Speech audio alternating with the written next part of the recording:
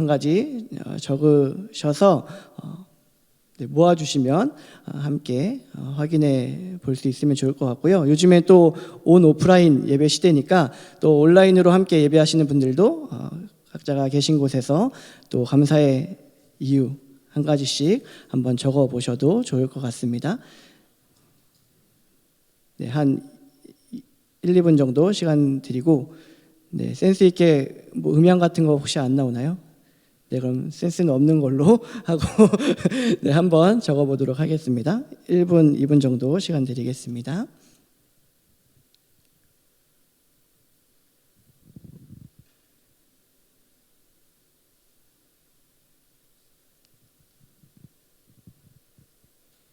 네, 간단하게 적으셨다면, 네, 형제님께서 또 이렇게 다니면서 받아주시는 역할을 맡으신 것 같은데, 네, 모아주시면은 저에게 한번 전달해 주시면 좋을 것 같습니다.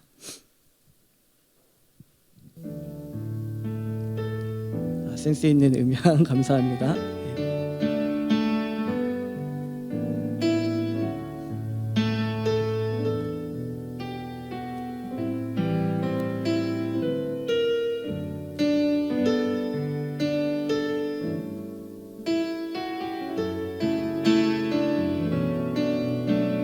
너무 고심하지 않으셔도 되고요. 우선은 생각나는 부탁드리겠습니다.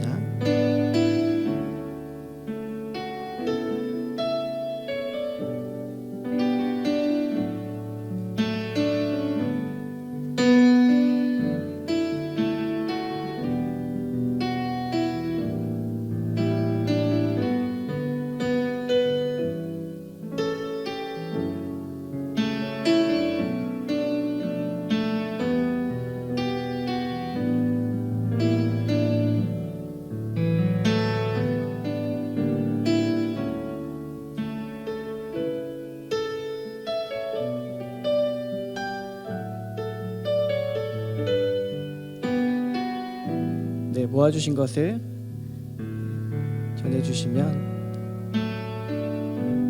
될 것 같습니다.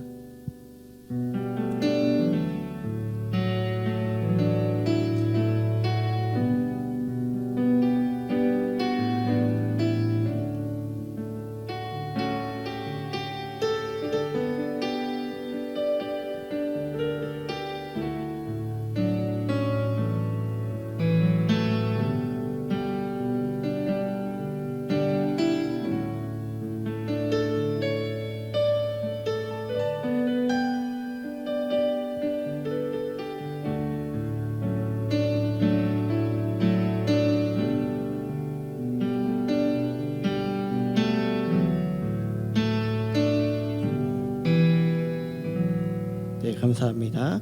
우선 대략 전달했는데요. 저는 진짜 방송실에서 음악을 틀어주신 CD인 줄 알았는데 직접 반주해 주시는 거였네요. 네, 해주셔서 감사하고요. 대략 네, 감사합니다. 모아서 순위를 정하고 그러는 건 저는 콘테스트 같은 거는 안 하니까 걱정하지 않으셔도 되고요. 빠른 시간 안에 또 짧은 시간 안에 적어주신 내용을 간단하게 또 몇몇 가지만 한번 소개해 드릴게요. 바쁜 순간에도 건강을 유지할 수 있게 해주셔서 감사합니다.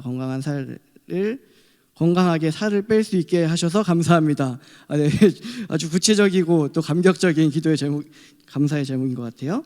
또 삶의 재미도 의욕도 없는 하루하루지만 가끔 찾아오는 희망과 주님이 내 삶에 여전히 관여하시다는 것을 느끼는 때가 많습니다. 그럼에도 불구하고 관여하시는 주님께 감사합니다. 네, 여러분 수준이 많이 높으시네요. 높으신 편이시네요. 네, 봉사할 수 있는 능력과 환경 주셔서 감사합니다. 건강하게 지켜주심에 감사합니다. 적절한 시기일 때마다 살아낼 힘을 주심에 감사합니다. 행복 하나님이 우리를 지으셨기 때문 또 좋은 동역자들을 함께 하게 해주셔서 감사합니다. 감사의 이 한 주가 고단해도 이곳에 나와 즐겁게 찬양하고 하나님께 찬양할 수 있어서 감사합니다. 매일 하루하루 기쁘게 살 수 있음에 감사합니다. 건강함에 감사합니다. 아픈 시기가 있었는데 올해는 건강하게 지낼 수 있어서 감사합니다. 또 하루하루 살아갈 수 있게 해주셔서 감사합니다. 살아 있음에 감사합니다. 또 공부할 수 있음에 감사합니다. 늘 은혜를 느낄 수 있음에 감사합니다. 이렇게 해주셨고요. 또 부모님 상담을 잘 마무리할 수 있어서 감사합니다. 또 아이들의 웃음에 제 웃음도 함께 있을 수 있어서 감사합니다. 또 건강을 허락해 주심에 감사합니다. 사랑하는 가족들이 하나님을 알게 하심에 감사합니다. 네, 이렇게 각각의 감사의 또 이유를 또 고백을 하나님 앞에서의 고백을 또 이렇게 나눠주시고 또 적어주셔서 감사합니다. 네, 이런 식상한 활동을 한번 해봤는데 매년마다 거의 추수감사절이면 꼭 시키는, 특별히 이제 교회 학교서부터 자라신 분들이라면 유치부 유년부 글쓰기 시작할 때부터 이맘때쯤이면 하는 활동이죠. 어쩌면 또 제가 이렇게 감사의 이유를 하나 적어봐 주세요 했을 때 저거 또 하냐, 오늘은 안 하나 했더니 또 하네요, 이렇게 생각하셨을 분도 계실지 모르겠습니다. 자, 이렇게 감사의 제목들을 우리가 또 의도치 않게 또 때마다, 이런 절기 때마다 또 강압적으로 또 고압적으로 적는 시간들, 또 그 내용들을 짜내는 시간들도 있을 때고, 분명히 그렇지만 또 우리의 마음에 우러나오는 감사의 고백들을 또 우리가 하나님 앞에서 정리하는 시간들도 분명히 있을 텐데요. 우리가 보통 이러한 추수감사절 어간에 이런 것들을 많이 하지만 또 이렇게나마 또 감사의 고백들을 우리가 떠올려보고 찾아보고 고백하는 것도 분명히 의미 있는 일일 것입니다. 그런데 우리가 이런 고백들을 정리하면서 표현할 때 우리는 어쩔 수 없이 이런 부분, 감사의 고백들이 조건적인 문장, 조건적인 표현, 조건적인 감사의 고백으로 또 표현될 수밖에 없는 우리의 모습을 보기도 하는 것 같습니다. 그렇다면 이러한 감사의 고백들을 적을 때에, 또 고민할 때, 쓸 때에, 하나님께 드릴 때 이런 질문이 들기도 합니다. 또 우리가 우리의 일상을 살아가면서 또 하나님 앞에 신앙을 가지고 살아가면서도 분명 하나님 앞에 감사의 고백들을 올려드리고 또 순전하게 나가기를 힘쓰지만 또 이러한 질문들이 생깁니다. 뭐뭐해서 감사합니다 라고 정리를 했을 때 여기서 뭐뭐해서가 빠진다면, 뭐뭐해서가 없어진다면, 뭐뭐해서 감사합니다 인데 뭐뭐해서라는 부분이 실제로 내 기대만큼 충족되지 않았거나 그 부분이 결여돼서 없다면 그럼 그 문장이 어떻게 될까? 그 문장이 완성되지 못할까? 우리에게, 나에게 주어진 것이 없는 상황에서면, 실제로 나에게 주어지는 것이 아무것도 없다고 여겨지고 느껴질 때가 온다면 그 상황에서는 어떻게 할 수 있을까? 또는 어떻게 해야 할까? 이러한 질문입니다. 이 질문에 대해서 우리가 함께 짧은 시간이지만 고민해보고 또 우리의 방향이 어디로 흘러가야 할지 한번 고민해 보는 시간들이 되기를 바랍니다. 오늘 우리 함께 읽은 말씀은 시편의 죄송해요, 다윗의 시인데요. 다윗이 감사의 고백을 올려드리는 시의 여러 형태 중에 또 한 가지의 시입니다. 네, 잘 알려진 시편 중에 하나입니다. 이 시편에서 또 핵심적인 구절이라고 할 수 있는 부분에서 이렇게 다윗이 고백하는 장면이 나옵니다. 주여, 내가 만민 중에서 주께 감사하오며 문 나라 중에서 주를 찬송하리이다. 이렇게 감사의 표현을 하나님께 올려드리죠. 다윗의 감사의 고백입니다. 다윗은 무엇을 얻었거나 또 어떤 상황이 좋았거나 또 어떤 것이 그에게 유익했기에 감사의 고백을 또한 이 시편에서도 올려드릴까, 이 시에서 어떠한 연유로 하나님을 찬송했을까 하는 생각들을 해보게 되는데요. 그 힌트를 얻기 위해서 그 말씀의 첫 부분 제목 표제어라고 표현하는 그 부분을 보면 다윗이 사울을 피하여 굴에 있던 때에 라고 적혀져 있죠. 네, 성경이 있으시면 성경을 보시면 그 부분에 표시되어 있을 겁니다. 그리고 또 이 고백의 배경이 어떤가를 잠시 살펴보기 위해서 사무엘하 22장 1절의 표현을 우리가 살펴보면 이렇게 표현하는데요. 그러므로 다윗이 그곳을 떠나 아둘람 굴로 도망하매. 네, 이때가 이 부분이 바로 오늘 읽은 시편 57편의 역사적인 또 그리고 지리적인 배경이다라고 할 수 있습니다. 다윗이 어떠한 마음으로 이 고백을 올려드리고 있는가 하는 것을 우리가 조금 더 구체적으로 살펴보기 위해서 이러한 시점을 우리가 한번 생각해 보면 좋을 것 같습니다. 아둘람 굴로 도망하던 때입니다. 그곳에 피신하고 도피해 있던 순간이었는데요. 이때가 언제냐면 좀 더 구체적인 상황을 설명드리면 다윗이 사울로부터 이제 목숨의 위협을 받고 도망치기를 그 이스라엘 국경지대에 있었던 그 블레셋 지방의 가드 지역이라는 곳에 그리고 그곳을 통치하는 가드 왕 아비멜렉에게 우선 피신을 했는데 거기서도 상황이 녹록치 않았던 거죠.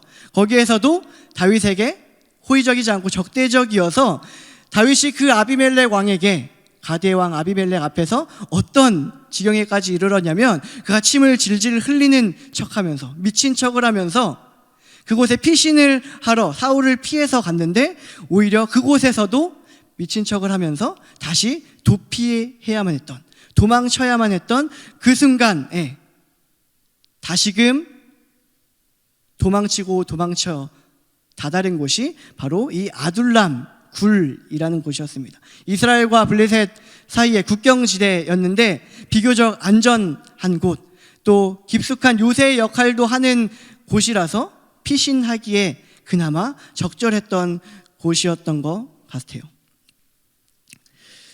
그곳, 그 아둘람이라는 표현도 그 말의 뜻이 피난처, 또 은신처라는 뜻을 가지고 있고요. 또 우리가 성경에서 살펴볼 수 있는 표현으로는 엘라 골짜기라는 골짜기 옆이었는데 그곳이 어디였냐면 엘라 골짜기가 어디였냐면 이전에 다윗이 블레셋의 장수 골리앗을 쳐서 쓰러뜨렸던 곳, 그가 승리를 맛봤던 곳, 그곳의 옆에 이 아둘람 굴이 있는 거죠. 아이러니하게도 다윗이 승리를 맛보고 또 하나님의 은혜를 맛봤던 하나님의 능력과 힘을 맛보았던 경험했던 그곳과 머지 않은 곳에 그가 이제는 도망자로 피신처로 삼아서 그가 그 몸을 숨기고 있는 장면이 연출되는 겁니다. 그때 하나님 앞에 고백했던 고백이 시편 57편의 말씀인 거죠.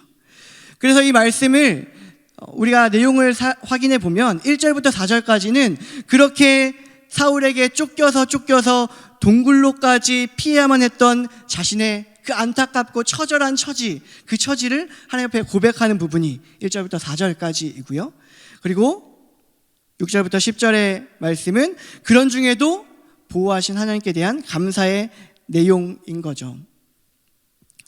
감사의 내용은 후반부에 한 번 더 살펴보기로 하고 1절부터 4절의 내용을 보면 다윗이 자신이 겪은 그 아픔이 그 고통이 어느 정도인지를 표현하는데요. 이렇게 고백합니다.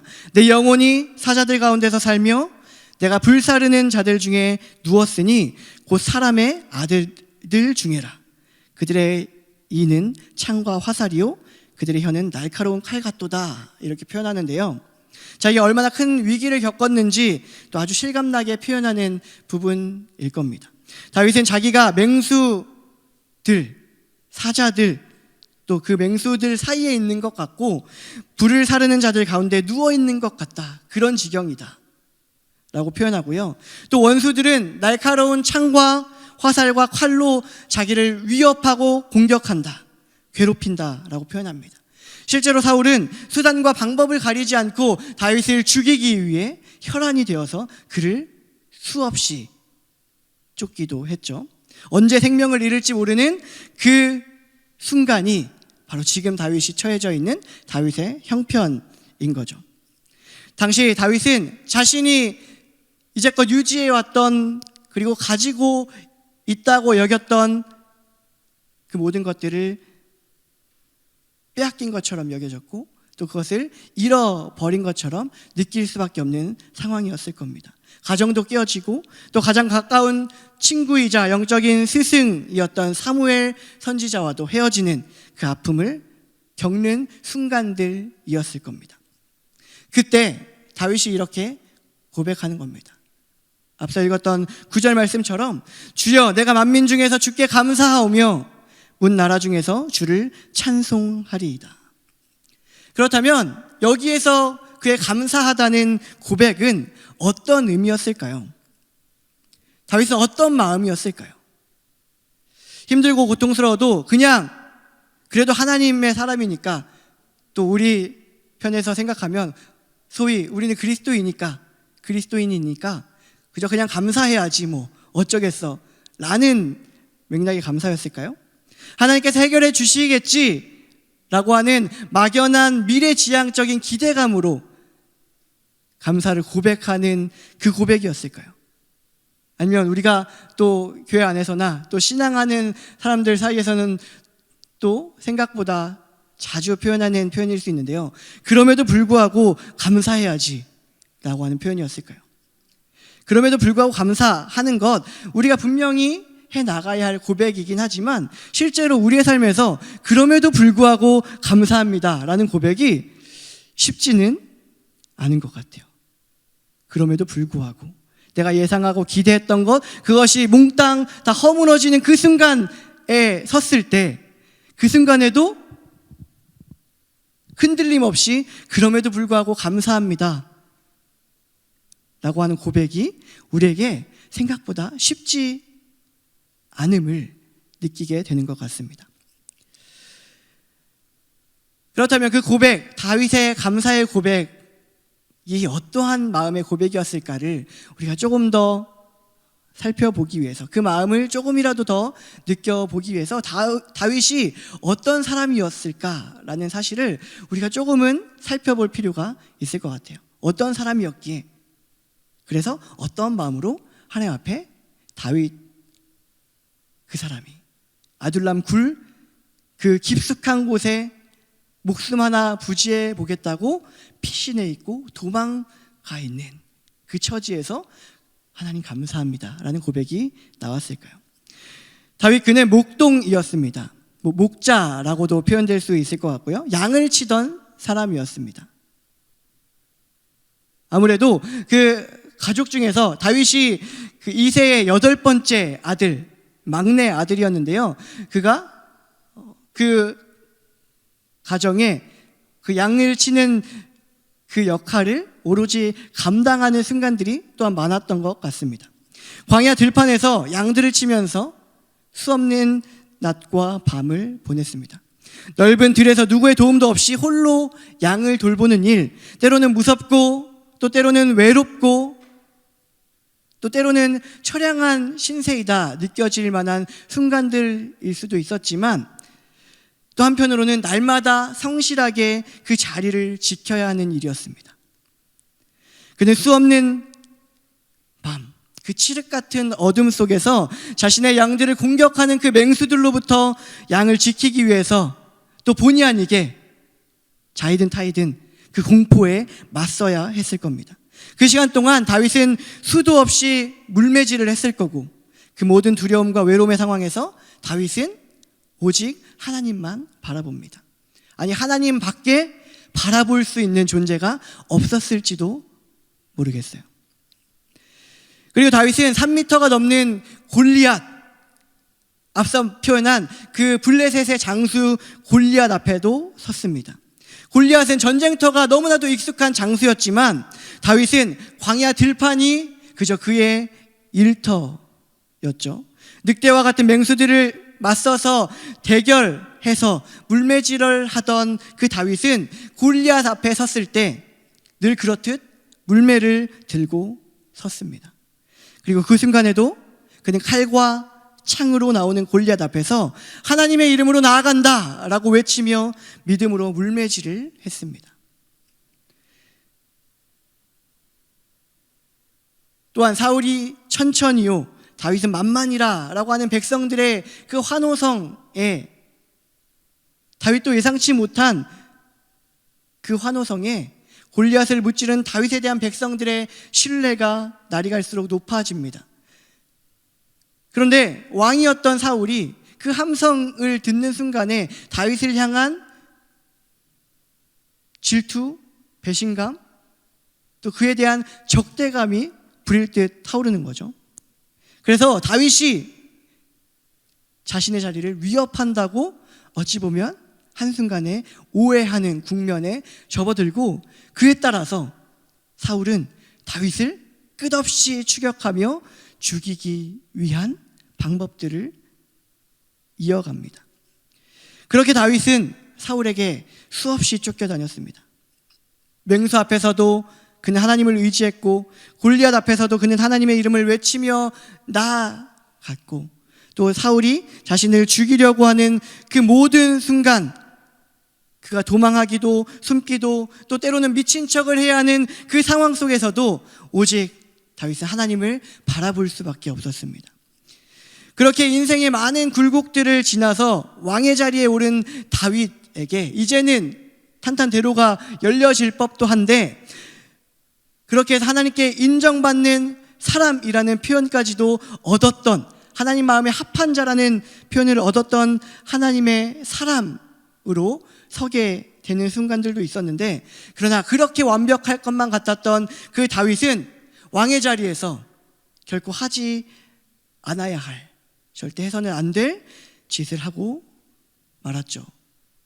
바로 자신과 나라를 위해서 충성을 다하는 장수 우리아의 아내 밧세바를 범하는 사건이 일어납니다. 그리고 그 수치를 덮기 위해서, 거기에서 끝나고 멈춘 것이 아니라 그 자신의 수치를 덮기 위해서 그 우리아를, 그 장수를 교묘하게 최전방에 배치하는 그 교묘한 꾀로 전쟁터에서 죽게 하는 결과를 맞이하게 됩니다. 사람 앞에서는 어찌 보면 알려지지 않고 또 그냥 시침이 떼면 그만한 일이었지만, 하나님 앞에서는 분명한 죄악이었습니다. 그런데 다윗은 여기에서 하나님께 신기하게도 등을 돌리지 않아요. 하나님께 등을 돌리지 않는 거죠. 어찌 보면 이제 다윗은 더 이상 하나님을 바라보지 않으려나 보다, 그러니 하나님과 관계없는 선택들을 일삼고 또 그가 죄악 중에 빠져 들어가는구나 라고 생각하려는 그 순간, 그가 또한 다시 한번 반전처럼 하나님 앞에 서는 것은, 하나님 앞에 무릎 꿇고 그 순간 굴에 숨고 미친 척을 하던 때보다 더 수치스러운 그 순간에도 다윗은 하나님을 바라보는 선택, 그 결정을 다시 한번 하게 됩니다. 큼직한 사건들만 살펴보았지만, 다윗은 그의 모든 삶의 순간순간들마다 하나님 앞에 서기를, 또 하나님 앞에 섰던 것을 우리가 발견해 볼 수 있습니다. 그는 그 삶의 순간마다, 그 삶의 과정마다 도대체 무엇을 연습했을까요? 그 과정을 무엇을 견고하게 하는 시간으로 삼았을까요? 사무엘상 19장 이후에 다윗에 대한 사울의 박해가 시작됐고, 또 그 순간 이후로 다윗은 가장 어렵고 두려운 시기, 자신이 의지할 수 있는 모든 사람과 인간적인 수단들을 잃어가는, 그래서 자신이 가지고 있는 강점과 또 능력으로 해결할 수 있는, 어떤 문제를 해결할 수 있는 그 한계치를 벗어나는 순간들을 계속해서 맞이하기 시작합니다. 그때부터 다윗은 본격적으로 하나님을 의지하는 방법을 배우기 시작했을 겁니다. 아무것도 없고 아무도 의지할 수 없는 환경과 상황 속에서 하나님을 늘 바라보며, 하늘의 하나님을 바라보며 하나님 한 분만을 붙들기 시작하는 거죠. 하나님 한 분을 붙잡기 시작합니다. 그는 매 순간 그렇게 하나님을 바라보는 연습을 합니다. 처음에는 그 선택이, 오늘 하나님을 붙잡는 그 순간이 쉽지 않고 흔들릴 때도 있었고 넘어질 때도 있었고 힘겨울 때도 있었겠지만, 그럼에도 불구하고 그는 매 순간 하나님을 의지했고 하나님을 신뢰했습니다. 어찌 보면 가장 추악하고 가장 비참한 순간에도 하나님 앞에 설 수 있었던 것은 그렇게 연습해와서 쌓아 올린 하나님을 향한 무한한 신뢰와 경외함이 있었기 때문이 아닐까요? 한순간에 그저 믿음이라는 것이, 하나님을 신뢰한다는 것이 나에게 한순간에 떡하니 주어지는 것이 아니라 수없는 순간들을 반복하며 하나님 앞에 서기를 연습했던 그 과정이 쌓이고 쌓여서 때론 밧세바를 범하는 상상치 못할 죄를 짓기도 했지만 중요한 것은 그 순간조차도 하나님 앞에 다시 돌이켜서 고통스러워하고 통곡하며 무릎을 꿇는 다윗은 하나님을 정말로 사랑했다고 밖에 표현할 수가 없는 거죠. 그 하나님을 그렇게 사랑했다라고 하는 것으로밖에 설명할 수가 없습니다. 그가 무수히 물매질을 연습했기 때문에 맹수를 넘어 골리앗까지도 쓰러뜨릴 수 있었던 것처럼 그는 무수히 많은 순간 하나님을 생각했고 하나님 앞에 섰고 하나님을 찬양했고 또 하나님을 그렇게 바라보았습니다. 하나님이 다윗을 인정하셨던 것은 그가 완벽해서가 아니었습니다. 하나님은 다윗이 언제나 하나님을 바라보고 있다는 것을 아셨기 때문에 그를 마음에 흡족하게 여기신 것 아닐까요? 그리고 그는 그 모든 순간마다 무엇을 하나님께 고백할 수 있었나요? 그 시간들 속에서 다윗은 하나님께 이렇게 고백합니다. 시편의 다른 부분을 보면 69편에 내가 노래로 하나님의 이름을 찬송하며 감사함으로 하나님을 위대하시다 하리니 고백하고요. 또한 54편에서는 내가 낙헌제로 주께 제사하리이다. 여호와여 주의 이름에 감사하오리니 주의 이름이 선하심이니이다. 고백합니다. 다윗은 삶의 순간순간들을 보내면서 무엇이 주어져서 또는 환경이 나아지고 좋아서가 아니라 다윗 자신의 곁에 하나님이 계시다는 것을 그는 시간이 가면 갈수록 분명하게 깨닫기 시작했습니다. 그리고 그것을 고백하는 거죠. 그의 앞에 계신 하나님을 바라보는 것이 그의 감사의 고백이었습니다.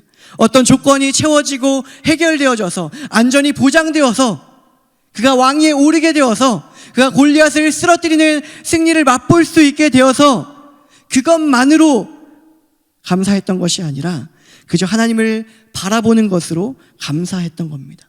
다윗을 창조하시고 그리고 보호하시고 인도하시는 하나님이시기에 여전히 그 하나님을 바라보고 있는 그 순간이 감사로 여겨졌습니다.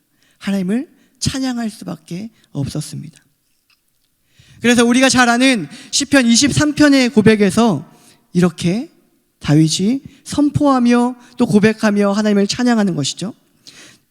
시편 23편도 시이니까 제가 시처럼 한번 읊어 보겠습니다. 실력은 그렇게 안 되지만 또 목소리가 그렇게 좋진 않지만 시를 한번 읊어드릴 때 여러분들께서 한번 귀를 기울여서 또 눈을 감으셔도 감아보셔도 좋을 것 같고요. 그 다윗의 고백이 어떠한 고백인지 한번 들어보시기 바랍니다. 여호와는 나의 목자시니 내게 부족함이 없으리로다. 그가 나를 푸른 풀밭에 누이시며 쉴 만한 물가로 인도하시는도다. 내 영혼을 소생시키시고 자기 이름을 위하여 의의 길로 인도하시는도다. 내가 사망의 음침한 골짜기로 다닐지라도 해를 두려워하지 않을 것은 주께서 나와 함께 하심이라. 주의 지팡이와 막대기가 나를 안위하시나이다. 주께서 내 원수의 목전에서 내게 상을 차려주시고 기름을 내 머리에 부으셨으니 내 잔이 넘치나이다. 내 평생의 선하심과 인자하심이 반드시 나를 따르리니 내가 여호와의 집에 영원히 살리로다. 이 한편의 시에 어쩌면 다윗의 삶이 요약되고 함축되어서 압축되어 있는 듯합니다.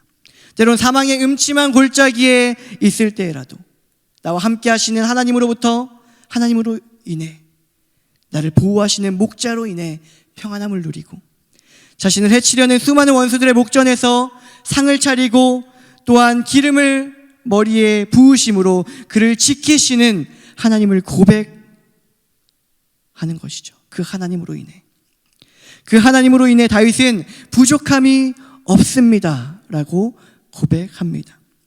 내게 부족함이 없는 것은 다른 어떠한 이유에서가 아니라 모든 것이 나에게 완벽하게, 온전하게, 또 기대했던 만큼 충족되어서가 아니라 여호와가 나의 목자이시기 때문에, 여호와가 나의 인도자이시기 때문에, 여호와가 여전히 나의 주인이시기 때문이라는 거죠.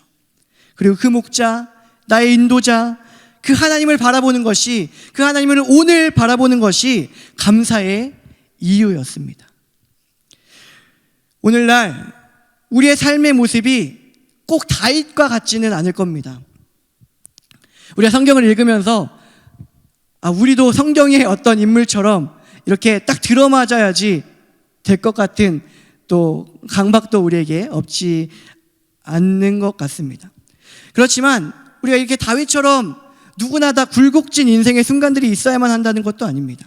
오늘 우리가 말씀을 통해서 비춰보아야 할 것은 하나님 앞에 한 사람으로서 어느 순간에도 하나님을 바라보았던 그 다윗처럼 하나님 앞에 서는 우리의 태도, 우리의 모습이 어떨까 하는 그 질문, 하나님 앞에서의 그 질문을 우리가 하나님께 드려봐야 되지 않을까요?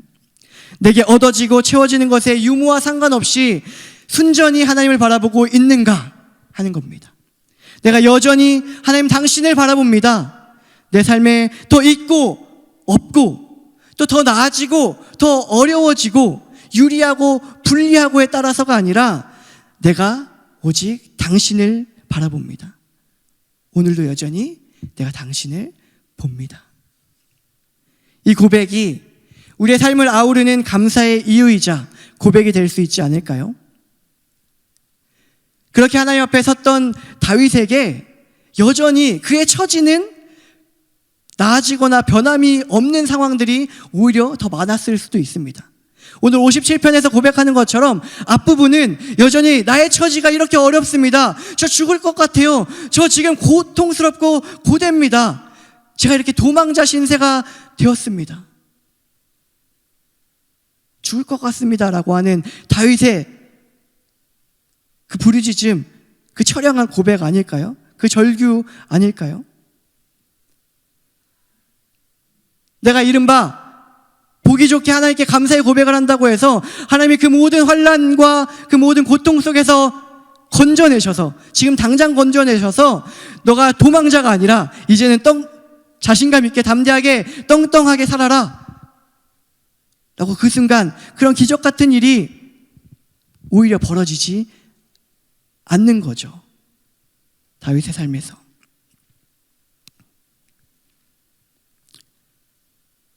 그런데 내가 오늘 하나님을 바라봅니다 고백하는 사람은 내게 주어지는 순간에 담대하게 선언합니다. 내 마음이 오늘도 주를 향해 확실하고 확정되어 있습니다. 내가 하나님께 확실하게 정해진 마음으로 당신을 찬양합니다. 내가 할 수 있는 모든 방법을 일깨워서 하나님을 찬양하며 고백합니다. 선언하는 거죠. 왜냐하면 당신이 나를 지으신 하나님이시기 때문입니다. 나를 지으셔서 그렇게 사랑하셔서 예수 그리스도를 통해서 그 사랑을 맛보고 깨닫고 알게 하시려고 하는 그 노력을 누구보다도 분주히, 누구보다도 치밀하게, 누구보다도 끈질기게 해나가시는 그 하나님 당신이 네, 그렇습니다. 여전히 내 하나님이십니다. 제가 그것을 고백합니다. 나아가는 거죠. 그래서 이 고백은, 이 감사의 고백은 9절에서 표현하는 주께 감사하오며 라는 표현은 Praise the Lord, 주께 찬양합니다 라고 하는 표현으로 번역되고 표현되듯이 우리가 하나님을 바라보는 것으로 고백하는 감사는 우리의 찬양이 됩니다. 하나님께 나아가는 우리의 예배입니다. 그렇게 하나님을 우리의 삶으로 인정하며 바라볼 때 그 고백은 여지없이 예배로, 또한 하나님 앞에서의 헌신으로, 또 우리가 갖가지 방법으로 하나님 앞에 드리는 예물로, 봉사와 섬김으로, 또한 구제로, 그 각각에 맞는 모습으로 우리의 삶이 하나하나의 행동으로 그렇게 드러날 수밖에 없지 않을까요? 간절히 바라기는 오늘 여러분의 삶이, 또 오늘 저의 삶이, 오늘 우리의 삶이 우리 앞에 계시는 그 하나님을 바라보는 순간들이 되기를 간절히 바랍니다. 그래서 여전히 우리 하나님 앞에서 감사의 고백을 올려드릴 수 있기를 소원합니다. 당신이 나를 지으셨고 내가 그것을 깨달아 알고 내가 고백할 수 있는 순간 하나님께서 나를 여전히 오늘도 지키고 계십니다. 이 처지가 나에게 때로는 고통이고 고될 수 있지만 또 순간순간마다 감격이고 또 해방되는 그 은혜의 순간일 때도 여전히 하나님 나와 함께 하시는 나의 창조주, 나의 주인, 나의 하나님이십니다. 그 고백으로 하나님 앞에 나아가는 우리의 삶이 되기를 간절히 바랍니다. 그런 마음으로 우리 하나님을 고백하고 그 감사의 고백이 우리의 삶으로 올려드리는 우리의 찬양, 우리의 예배가 될 수 있었으면 좋겠습니다. 우리 그런 마음 가지고 함께 고백하며 또 찬양하기를 원합니다. 또 하나의 다윗의 고백, 다윗의 시, 또 다윗의 기도인데요, 하나님이시여 라고 시작하는 하나님께 올려드리는 찬양입니다. 이 가사를 묵상하면서 또 하나님 옆에 올려드리면서 우리가 다윗은 아니지만 다윗과 같은 심정을 조금이나마 한번 묵상하고 생각해 보면서 이 고백을 우리의 목소리를 하나님께 올려드리기를 소원합니다.